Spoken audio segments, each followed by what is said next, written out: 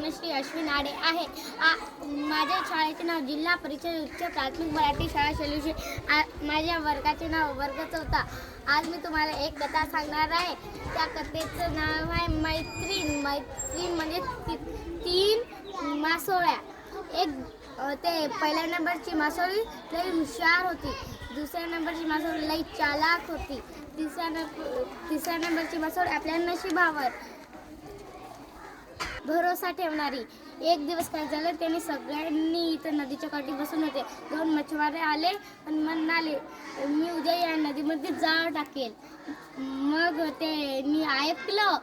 पहिल्या नंबरची काय म्हणते, मी चालली बा म्हणते, इथं नाही राहणार म्हणते, मी तर मला त्यांनी पकडून घेईल म्हणते। मग ते निघून जाते। दुसऱ्या नंबरची तिसऱ्या नंबरची तिच्यामध्ये राहते। सकाळ होते, मग ते मच्छीमार येते आणि तिच्यामध्ये जाळ टाकते। मग दुसऱ्या नंबरची तिसऱ्या नंबरची तिच्यामध्ये अडकते।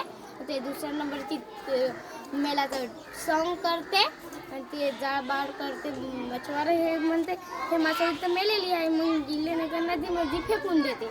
मग ते तिसऱ्या नंबरची मासोळी बाहेर काढते आणि मासोळी रडायला लागते। म्हणते, माझी जशी 2 फ्रेंड वाचलं तशी मी पण वाचायची असती म्हणते, पण मी नशिबावर हे ठेवली म्हणते, पण मी वाचली नाही म्हणते। आपण काय काय शिकलो, आपण नशिबावर न ठेवता आपण मेहनत केली पाहिजे आणि आपल्या बुद्धीचा वापर केला पाहिजे। धन्यवाद।